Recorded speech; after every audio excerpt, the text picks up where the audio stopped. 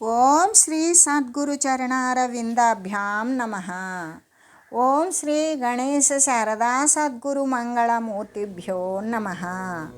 ఓం నమో భగవతే వేదవ్యాసాయ నమః. ఓం నమః ప్రణవార్థాయ శుద్ధ జ్ఞానైకమూర్తయే నిర్మలాయ ప్రశాంతాయ దక్షిణామూర్తయే నమః. ఓం ఈశ్వరో గురురాత్మేతి మూర్తిభేద విభాగినే వ్యోమవద్వ్యాప్తదేహాయ దక్షిణామూర్తయే నమః. శ్రీ గురుగీత తృతీయోధ్యాయము. కాబట్టి ఏ విధంగా అంటే ఇక్కడ గురు అనేటువంటి నామం ద్వారా ఆ నామాన్ని జపించినంత మాత్రము చేతనే కొండల లాంటి పాపాలు కూడా పాపరాశులు కూడా అనేక జన్మాల నుండి ఉన్నటువంటి అనుబంధమే కలిగి ఉన్నప్పటికీ కూడా అగ్ని చేత దూది యొక్క రాశులులాగానే దగ్ధమైపోతూ ఉన్నవి. అంటే పాపమేఘాలు గురునామ జప జంఝామారుతము చేత చిన్న భిన్నములై నశించిపోతూ ఉన్నవి కదా. ఈ విషయం నందు ఎవరికైనా సందేహం ఉన్నదా? ఎప్పటికీ లేదు. ఎందుకు అంటే మనకంటే ముందున్నటువంటి సద్గురుమూర్తుల దగ్గర మరి ఉద్ధరింపబడినటువంటి సత్శిష్యులు అనేకంగా ఉన్నారు. కాబట్టి శ్రీ గురునామ జపము అనేటువంటిది అనాది సంసార బంధ కుఠారము. ఎన్నో జన్మల నుండి ఆది లేకుండా వచ్చేటువంటి ఈ యొక్క మరి శరీరాల యొక్క బంధాలను నశింపజేసేటువంటి ఛేదించేసేటువంటి గొడ్డలి వంటిది గురునామ జపము అనేటువంటిది. అంతేకాదు అజ్ఞానతమో భాస్కరము, అజ్ఞానము అనేటువంటి చీకటిని తొలగించడానికి సూర్యస్వరూపములాగా జ్ఞానవంతమైనది, ప్రకాశవంతమైనది. అంతేకాదు జ్ఞానామృత నిష్యంది ప్రవాహము కేవలము సుఖస్వరూప గమకమే కదా అనే శ్రీ గురుదేవుని యొక్క నామజప మహిమను గురించి తెలియజేసి, అంతేకాదు శ్రీ గురుదేవుని యొక్క సర్వ ఉత్కృష్టతను కూడా సర్వ సమర్థతను కూడా తెలియజేస్తూ ఈ విధంగా చెప్తూ ఉన్నారు. ఏమని అంటే దైవమే సకలానికి కూడా ఆధిభూతుడై ఆధారమై ఉన్నాడు. అయినప్పుడు అటువంటి దైవమే అంటే సర్వేక సమస్తానికి కూడా అంటే ఇప్పుడు ఈ యొక్క జీవ వారాసికి పంచభూతాలు పంచతన్మాత్రలు ఏ విధంగా మూలమైతే ఆ పంచతన్మాత్రలకు మూలం మరి పంచభూతాలు, ఆ పంచభూతాలకు మూలం జ్ఞానము, ఆ జ్ఞానానికి ఆధారం పరమాత్మ వస్తువే. అంటే ఈ యొక్క సకలానికి కూడా కనబడేటువంటిది కనబడడానికి స్థావర జంగమాది రూపాలకు కూడా పరమాత్మ స్వరూపమే ఆధారభూతమై ఉన్నాడు అని చెబుతూ అటువంటి దైవస్వరూపము అంటే దానిని గురించి తెలిసినటువంటి ప్రత్యక్షమైనటువంటి దైవస్వరూపం శ్రీ గురుమూర్తియే అయి ఉన్నాడు. ఆయనే కదా ఈ విషయాలన్నీ కూడా మనకు బోధపరిచేది. ఆ విధంగా ఆయన ఎటువంటి వాడు అంటే సర్వలోక రక్షకుడు. ఈ 7 లోకాలలో ఉన్నటువంటి జీవరాశిని మొత్తాన్ని కూడా ఉద్ధరించేటువంటి వాడు కాబట్టి ఆయన సర్వలోక రక్షకుడు. కాబట్టి ఆయనే తండ్రి. ప్రతి ఒక్కరికి కూడా పోషిస్తూ మార్గోపదేశం చేస్తూ వాడు చేరవలసినటువంటి గృహాన్ని ఆ సద్గురు స్వరూపము ద్వారా వచ్చినటువంటి జ్ఞానం ద్వారా పరమాత్మతత్వాన్ని పొందవలసినటువంటి స్థితిని ఆయనే పొందింపజేస్తాడు. కాబట్టి ఆయనయే తండ్రి, ఆయనే పిత. అందుకే ఆయన శ్రీ గురునాథుడై ఉన్నాడు. అంటే గురువులకు కూడా గురువై ఉన్నాడు. ఏ గురువు అంటే బృహత్తరమైనటువంటి విషయమే కదా, తన తత్వాన్ని తనం పొందాలి. తాను కాని వస్తువును తను అని భ్రమించేటువంటి వానికి ఒరే ఇది నీది కాదురా, నువ్వు కావు ఇది, నువ్వు ఆ పరమాత్మ స్వరూపమే అయి ఉన్నావు. ఏ విధంగా అంటే నేను ఇప్పుడు అలా లేనే అంటే అవును, నీవు అక్కడి నుండి దూరంగా వచ్చేసావు. నీ ఇల్లు వాకిలి ఇది కాదు. ఏ సర్వవ్యాపకమైన స్థితి యందు శాశ్వతమై ఊనుకొని ఉన్నదో అది ఏ నీ స్థానము. నువ్వు ఆ స్థానాన్ని వదిలి వచ్చి ఎంతో కాలమైంది. అందువలన నువ్వు మరిచిపోయావు. నీది కాని శరీరము వచ్చిపోయే స్థితి కలిగింది. అస్థిరమైనటువంటిది నీది అనుకుంటున్నావు. నిన్ను నువ్వు మరిచిపోయావు. ఈ మరిచిపోయినటువంటి స్థితి నుండి మళ్ళీ కూడా జాగృతం చేస్తాడు. జాగృతం చేసి ఎక్కడ నిద్రాణమై ఉన్నటువంటి జ్ఞానాన్ని జాగృతం చేసి ఆ జ్ఞాన మార్గంలో పయనింపజేస్తాడు. ఆ పయనింపజేసేటువంటి ప్రత్యక్షము ఎవరు? స్వరూపము అంటే శ్రీ గురునాథుడే, గురుదేవుడే అయి ఉన్నాడు. అందుకు కాబట్టి ఆ గురు పరబ్రహ్మతత్వము కంటే కూడా, ఆయన యొక్క ధ్యానము కంటే కూడా వేరేటువంటి నిష్కామ కర్మయోగము అనేటువంటిది ఇంకొకటి ఉన్నదా? లేదు.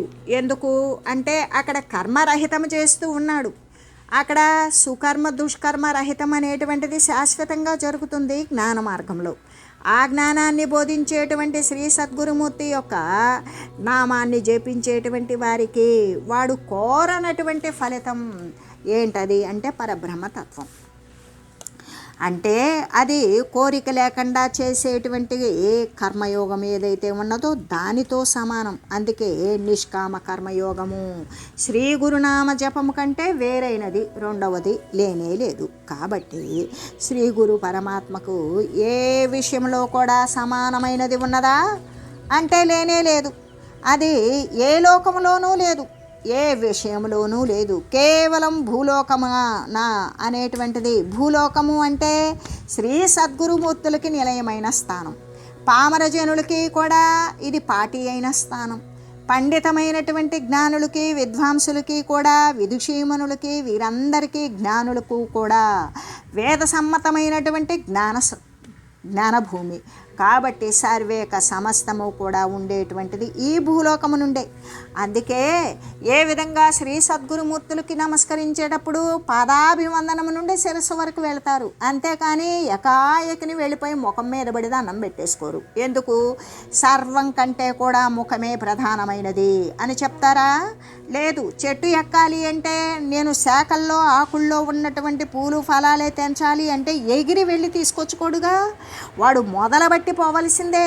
చెట్టు వృక్ష అగ్రభాగానికి వెళ్ళాలి, ఆ ఫలాలను తెచ్చుకోవాలి అంటే చెట్టు మొదలుబట్టి వాడు ప్రాకవలసిందే పైకి. కొమ్మలుగా రెమ్మలుగా వెళ్ళి అక్కడికి వెళ్ళి ఆ చేరవలసినటువంటి వాడు లక్ష్యం పెట్టుకున్న ఫలాన్ని కోసుకొచ్చుకోగలుగుతాడు. అలాగే ఇక్కడ కర్మయోగము అనేటువంటిది మొట్టమొదట కర్మయోగంలో కూడా సుకర్మ దుష్కర్మ అనేటువంటి గతులను తెలుసుకోవాలి. ఈ సుకర్మ విశేషం అనేటువంటిది తెలుసుకున్నప్పుడు అప్పుడు దాకా తాను దుష్కర్మలో ఉన్నాడో సుకర్మలో ఉన్నాడో ఏదైనా సరే దుష్కర్మను వదిలివేస్తాడు. దుష్కర్మను వదిలివేసినప్పుడు వాడు ఏదో ఒక కర్మకు లోబడి ఉన్నాడు కదా, సుకర్మ. ఆ మంచి పనులు చేయడంలో వాడు అనేక రకాలైనటువంటి ఉద్ధరణ కార్యాలు అని బుద్ధిపూర్వకంగా చేయడు. ఏ విధంగా అంటే మంచి కర్మ, గురువు యొక్క శుశ్రూష, గురువు యొక్క సేవ, గురువు చెప్పినటువంటి బోధను ఆకర్ణించడం, అర్థం చేసుకోవడం, ఆ తీరుగా ప్రవర్తించడం, తన వద్దకు వచ్చినటువంటి వారికి లేదనకుండా తన వంతులో తన శక్తి కొలది తను సాయం చేయడం, ఈ విధంగా చేస్తూ తన యొక్క క్రియాసహితమైనటువంటి మనోకాయాలు కూడా మొత్తం కలిపి శ్రీ గురుమూర్తి యొక్క సేవకు ఎప్పుడైతే మలుచుకుంటాడో అప్పుడే వానికి అఖండమైనటువంటి జ్ఞానం అనేది వస్తుంది. ఆ జ్ఞానం ద్వారా వాడు మళ్ళీ కూడా అనాది అయినటువంటి ఏ ఆది అంతము లేనటువంటి సర్వవ్యాపకమైన పరబ్రహ్మతత్వం అయితే ఉన్నదో దాని యందు వాడు లీనం కావడానికి కావలసినటువంటి ఈ యొక్క మార్గాయాసము అని చెప్తాం కదా, ఆ మార్గాయాసము అనేటువంటిది తీసుకోవడమే జ్ఞానము. ఆ జ్ఞానం ఎక్కడ? శ్రీ సద్గురుమూర్తి దగ్గరే దొరుకుతుంది. అటువంటి శ్రీ సద్గురుమూర్తి యొక్క ఆ గురు పరబ్రహ్మ ధ్యానం కంటే వేరే ఉండేటువంటి కర్మ ఇంకేమైనా ఉన్నదా? లేదు. దుష్కర్మ నుండి నిష్కర్మ, మరి దుష్కర్మ నుండి సుకర్మ మంచి కర్మ, మంచి కర్మము నుండి నిష్కర్మ, నిష్కర్మము నుండి జ్ఞానము. జ్ఞానం ఎప్పుడు కలిగిందో సర్వకర్మల యందు కూడా ఇక మంచి చెడు అనేది ఏదీ లేదు. సర్వకర్మల యందు వానికి విరక్తి తత్వం.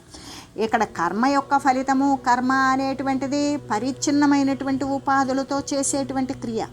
ఇక్కడ వాడు తప్పించేటువంటిది అపరిచ్ఛిన్నమైనటువంటి నిరస్యానందమైన ఏకవారాశి అయిన పరబ్రహ్మతత్వం. కాబట్టి వీటి యందు ఏది సత్య వస్తువు అని తెలిసిందో ఆ సత్య వస్తువుల పట్ల ఆసక్తి నశించిపోతుంది. నశించిపోయినప్పుడు ఆ యొక్క సత్య వస్తువు యొక్క మార్గాన్ని తెలిపేటువంటి అదే శ్రీ గురు పరబ్రహ్మ దర్శనము స్పర్శనము కదా. అందుకే ఆ పరబ్రహ్మ ధ్యానము కంటే ఇక్కడ పరబ్రహ్మము అంటే ఇలలో మనకు ఎదురుగా ప్రత్యక్షంగా ఉండి మనకు మార్గాన్ని యొక్క విషయాన్ని సూచించేటువంటి వాడే ఇలలో ఉన్నటువంటి శ్రీ గురు పరబ్రహ్మము.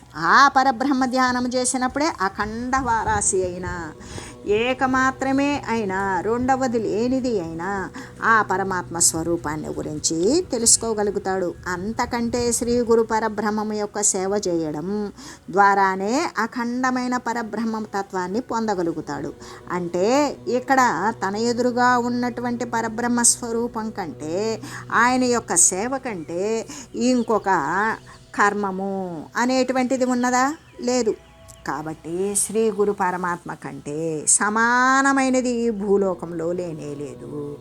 ఎందుకు అంటే ఎన్ని లోకాలు అని చెప్పుకున్నా కూడా మరి స్వర్గలోకవాసులైన, దైత్యలోకవాసులైన, భూలోకవాసులైన వాని యొక్క అంతఃకరణం అనేటువంటిది శుద్ధ సత్వంగా నిండిపోయి, ఆ శుద్ధ సత్వము కూడా సర్వవ్యాపకమైన మరి పరమాత్మ యందు ఎప్పుడైతే లగ్నము చేయగలుగుతాడో అదే పరమాత్మ తత్వాన్ని అంటి ఉండడం, పరమాత్మ తానే అయి ఉండడం.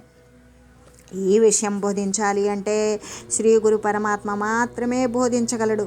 అందులో ఎక్కడెక్కడ ఎవరు బోధిస్తూ ఉన్నారు అంటే ఎక్కువగా గురువులకు, ఆధ్యాత్మిక విద్యకి, దైవిక చింతనకు, జ్ఞాన మార్గంలో పయనించడానికి ఇటువంటి సద్విషయాలు అన్నీ కూడా సత్తుని, శాశ్వతమైన స్థిరమైన వస్తుతత్వాన్ని పొందాలి అంటే మానవ దేహమే మిక్కిలి శ్రేయస్సు, మిక్కిలి ప్రియమైనది. కాబట్టి ఈ ప్రియమైన పరమాత్మ వస్తువును పొందాలి అంటే తనకు శ్రేయస్సును కలగజేసేటువంటి సద్గురువును అంటి ఉండాలి. సద్గురువును అంటి ఉన్నటువంటి వారు మాత్రమే సత్య వస్తువునందు స్థిరపడి ఉండగలరు. కాబట్టి ఈ భూలోకంలో పరమాత్మ అంటే శ్రీ గురు పరమాత్మ కంటే వేరే వాళ్ళు ఎవరైనా, శ్రీ గురుదేవునితో తత్తుల్యమైన వారు, సమానమైన వారు ఎవరైనా ఉన్నారా అంటే లేనే లేరు. మరి ఇదంతా ఏమై ఉన్నది? శ్రీ సద్గురుమూర్తి యొక్క బోధ ద్వారా ఏమై ఉన్నది అంటే అంతా కూడా శ్రీ గురు పరబ్రహ్మమే అయి ఉన్నది. అంటే ఇంకక్కడ బోధించేవాడు, బోధింపబడేవాడు ఇద్దరూ కూడా శ్రీ గురు పరబ్రహ్మమే అయి ఉన్నారు. ఇతర శరణ్యం ఏదైనా ఉన్నదా అంటే లేనే లేదు కదా. ఇతరమైనటువంటి దేనినైనా శరణు పొందితే ఇంకేదైనా ఇటువంటి జ్ఞానాన్ని బోధిస్తాడా? బోధించడు. ఇంకా ఇతరుడు బోధించాలి అంటే తనకు లబ్ధి పొందడానికో లేదా శిష్యునికి లబ్ధి పొందింపడానికో చేస్తాడు. ఆ లబ్ధి ఎటువంటిది? ఖండమైనటువంటిది, ఉపాధి సంబంధమైనటువంటిది, మాయాజనితమైనది, కల్పితమైనది, లోక సంబంధమైనది, దృశ్యమాన వస్తుగతమైనది. కాబట్టి దానిని పొందించేటువంటి విషయం కాదుగా. ఇక్కడ సర్వవ్యాపకమైన సత్య వస్తువును పొందాలి అంటే భిన్నమైనటువంటి వస్తువును పొందడం అని కాదు. ఇక్కడ సర్వవ్యాపకంగా ఉన్నటువంటి సర్వ సమానమైనటువంటి వస్తువు తప్ప మరొకటి లేనప్పుడు ఆ పరమాత్మ తత్వాన్ని పొందింపజేసేటువంటి వాడు శ్రీ సద్గురుమూర్తి తప్ప మరొకరు లేరు. కాబట్టి సర్వేక సమస్తం ఏమై ఉన్నది? శ్రీ గురు పరబ్రహ్మమే అయి ఉన్నది. ఏతనమైనటువంటి ఆధారము కానీ, ఆశ్రయము కానీ, శరణ్యము కానీ ఇంకా ఏమైనా ఉన్నదా? లేనే లేదు. కాబట్టి శ్రీ గురుదేవుని యొక్క పాదార విందమే సర్వలోక శరణ్యము, అదే శాంతికరము అనే తెలియజేస్తూ, అటువంటి సద్గురువును పొందినటువంటి వారు తనను తాను సాక్షాత్కరింపజేసుకునేటువంటి స్థితినే పొందుతారు. అటువంటి వారు ఏ యొక్క ఇల్లు వాకిలి వదిలిపోయినప్పటికీ కూడా వారు పొందుతారా? పొందరు. శ్రీ సద్గురుమూర్తి యొక్క పాదార విందాలను ఆశ్రయించి ఆయన చేత బోధితమై ఆ జ్ఞాన బోధన అనుసరించినప్పుడు మాత్రమే పొందుతారు. కాబట్టి ఇల్లు నాలిని వర్జించి ఇలను విడిన గంధమూలంబులును దినిగాననున్న దపన సీతంబులకు నోర్చి తపసి అయిన గాయమును జిక్కజేసిన మాయదెగునే తను దాగనుగొను పరపురుషుండనయంబు నిండు ఇంటనున్న నందును ముక్తిన్ తనుదాగానని మనుజుడు వనమునగల్పంబులున్న బడయుని ముక్తి. ఈ విధంగా శ్రీ సద్గురుమూర్తిని ఆశ్రయించకుండా, సద్గురుదేవుని యొక్క మరి పారమార్థికమైనటువంటి జ్ఞాన దర్శనము లేకుండా వాడు ఇంటిని, భార్యను, బిడ్డలను అందరినీ వదిలి వెళ్ళినప్పటికీ కూడా వెళ్ళి ఏం చేస్తాడు, మరి శరీరం పోషించుకోవడానికి అక్కడేమి ఇంట్లో వండి పెట్టినట్లుగా ఆహార పదార్థాలు ఉండవుగా. ఆ అడవిలో దొరికేటువంటి కందమూలాదులు అంటే అడవిలో మట్టి చేత త్రవ్వబడినటువంటి వ్రేళ్ళు, చెట్ల యొక్క వ్రేళ్ళు, దుంపలు అవి తవ్వుకొని తిన్నప్పటికీ కూడా, అంతేకాదు ఎండకు ఎండి, చలికి వణికి, వర్షానికి తడిసి, ఇన్ని రకాలైనటువంటి ఈ భౌగోళికమైన వాతావరణాలకు ఎంత ఓర్చుకొని తన యొక్క ఇంద్రియాలను ఎంత తప్పింపజేసినప్పటికీ కూడా శరీరం చిక్కిపోతుందే కానీ వానిలో ఉన్నటువంటి మాయా, ఆ అంతఃకరణ శుద్ధి అనేటువంటిది జరుగుతుందా? మాయా అనేటువంటిది నశిస్తుందా? అజ్ఞానము అనేది శమిస్తుందా? లేదు.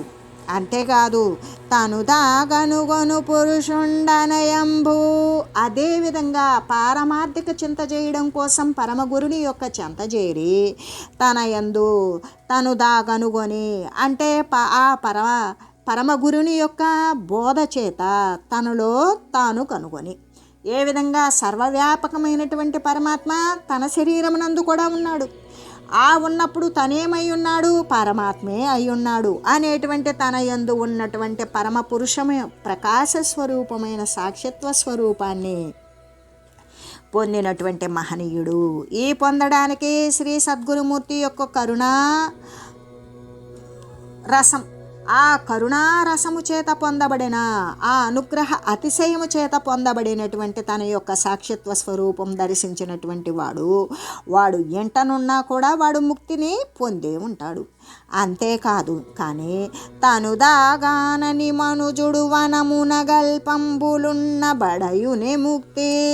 తన యందు ఏ స్వరూపమైతే ఈ యొక్క సర్వేక సమస్తాన్ని గమనిస్తూ, చూస్తూ, చూడబడుతూ, కూర్చుంటూ, తింటూ, కదులుతూ సర్వానికి కూడా ఆలంబనయ్యై ఉన్నటువంటిది, దేనికి అంటకుండా కూడా మరి మృతప్రాయమైనటువంటి శరీరానికి తన శరీరానికి తేడా కనబడుతోంది. తన యొక్క శరీరం అన్ని క్రియలు చేస్తోంది, మృతప్రాయమైనటువంటి శరీరం చేయడం లేదు. దానిలో ఎన్ని అవయవాలు ఉన్నాయో ఈ యొక్క శరీరంలో అన్ని అవయవాలు ఉన్నాయి, కానీ అది కదలడం లేదు, ఇది కదులుతోంది. ఈ కదిలేదానికి కదిలించేవాడు ఉన్నాడు, ఆ కదిలించేవాడే నేను అని తన యొక్క సాక్షిత్వ స్వరూపం తను దర్శించినప్పుడు ఆ క్రిందబడి ఉన్న మృతప్రాయమైన శరీరానికి తను దేనిని ఆసరా చేసుకొని శరీరాన్ని కదిలిస్తున్నాడో ఆ ఈ అవయవాలు కలిగినటువంటి శరీరానికి ఏ పాటి తేడా లేదు. ఎందుకు? అది ఇప్పుడు పడిపోయింది, దీని నుండి నేను తప్పుకున్నానా, ఇది అలాగే పడిపోతుంది అన్నప్పుడు ఇది వట్టిది అని తెలిసిపోతుంది.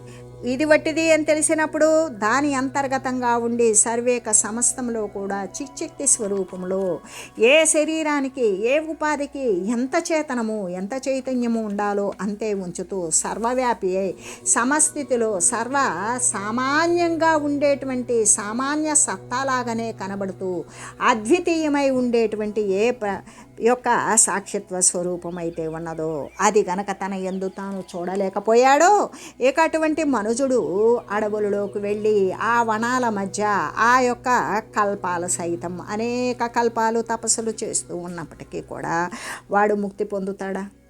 వాడికి మాయా దిగదు, ముక్తి పొందలేడు. ఎందుకు అంటే అక్కడ ఉన్నటువంటి సాక్షిత్వ స్వరూపం నువ్వు అడవిలోకి వెళ్ళినా ఇంట్లోకి వెళ్ళినా అదే ఉన్నది. నీ యొక్క అంతఃకరణ శుద్ధత్వం సాక్షిత్వ స్వరూపాన్ని దర్శింపజేయగలిగినటువంటి అంతఃకరణ శుద్ధత్వం అనేటువంటిది అడవులు కానీ ఇళ్ళు కానీ ఇవ్వవు. కాబట్టి ఆ పరమగురుని యొక్క కరుణకు నోచుకున్నటువంటి వాడు మాత్రమే ఇటువంటి అపరోక్ష జ్ఞానాన్ని పొందగలుగుతాడు అని తెలియజేస్తూ, అందుకే శ్రీ గురుదేవుని యొక్క పాదార విందము ఎల్లవేళలా కూడా శాశ్వతమైన తత్వమునందు స్థిరపరిచేవారు. నిత్య నిరతిశయానంద పరమాత్మతత్వాన్ని పొందింపజేసేవారు, సకల అజ్ఞాన మూలాలను కూడా ధ్వంసం చేసేటువంటి వారు, ఏ జ్ఞానపూర్వకమైన యుక్తియుతమైనటువంటి ఉపదేశాన్ని బోధించేటువంటి శ్రీ గురు పరబ్రహ్మ స్వరూపులు ఎవరైతే ఉన్నారో ఆయన తప్ప మిగతా శరణ్యం ఏదీ లేదు. ఆ పారమార్థిక చింతన చేయాలన్నా, పరమాత్మతత్వాన్ని పొందాలన్నా, జ్ఞాన మార్గాన్ని అనుసరించాలన్నా కూడా ఆ జ్ఞాన ఆవరణ తీసివేసుకోవాలి అనేటువంటి వివేచన, విచక్షణ, స్థైర్యము ఇవన్నీ కూడా శ్రీ గురుదేవుని యొక్క అనుగ్రహము చేత మాత్రమే పొందబడుచు ఉన్నవి అని చెబుతూ, అంతేకాదు ఆ విధంగా ఇంకొక శరణ్యము అనేటువంటిది ఉన్నదా అంటే ఇంకొక శరణ్యము లేనే లేదు. ఇతరులని, సద్గురువు కాకుండా ఇతరులని ఎవ్వరిని ఆశ్రయించినప్పటికీ కూడా ఈ యొక్క దుఃఖభూయిష్టమైన, ఈ లోక సంబంధమైన, దేహానికి ఉపయుక్తమైన, ఈ పరిచ్ఛిన్న రూపానికి ఉపయోగపడేటువంటి విషయాలనే విశేషంగా అదే సత్యము అని బోధించేటువంటి వారు మోసగురువులు, నిషిద్ధ గురువులు ఉన్నారు. కాబట్టి అదంతా కాకుండా ఏ సత్తునందైతే స్థిరపడి శాశ్వతమైనటువంటి ఆనంద స్వరూప తత్వమే వారై ఆ తత్వాన్నే వారు అందించేటువంటి వారు ఎవరైతే ఉన్నారో వారే శ్రీ గురు పరబ్రహ్మ స్వరూపులై ఉన్నారు. ఆయన తప్ప మరి మనల్ని ఉద్ధరించడానికి ఇంకెవరైనా కూడా కారకులు, కారణులు ఉన్నారా? ఎవ్వరూ లేరు. కాబట్టి శ్రీ గురుదేవుని యొక్క పాదార విందాలు, అరవిందాలు లాంటి, కమలాలు లాంటి, ఆ యొక్క జ్ఞానాన్ని వికసింపజేసేటువంటి కమలాల లాంటి ఆ పాదాలను నమ్మి ఉన్నటువంటి వాడు మరి సర్వలోక శరణ్యము. ఇక అంతకు మించి మరి ఇంకా అన్ని లోకాలు కూడా ఆ శ్రీ గురుదేవుని యొక్క పాదార విందాలనే శరణు జొచ్చుతాయి. ఎందుకు అంటే ఈ యొక్క దృగ్గోచరమైనటువంటి వస్తుతత్వము నశించాలి అంటే మరి ఆవల తీరంలో ఉన్నటువంటి సర్వవ్యాపకమైనటువంటి స్థితిని పొంది ఉండాలి అంటే శాశ్వతమైన సచ్చిదానంద సుఖస్వరూపాన్ని వాడు శాశ్వతంగా స్థిరపడాలి అంటే శ్రీ గురుదేవుని యొక్క పాదార విందమే సర్వలోకాలు కూడా ఆశ్రయించుకొని ఉన్నవి.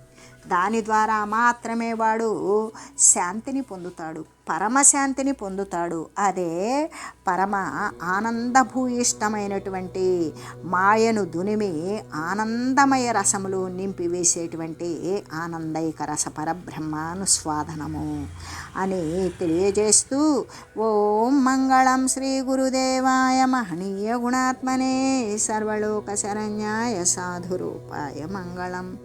ఓం లోకా సమస్త సుఖినో భవంతు. ఓం శ్రీ సద్గురు పరబ్రహ్మార్పణమస్తు. ఓం తత్సత్.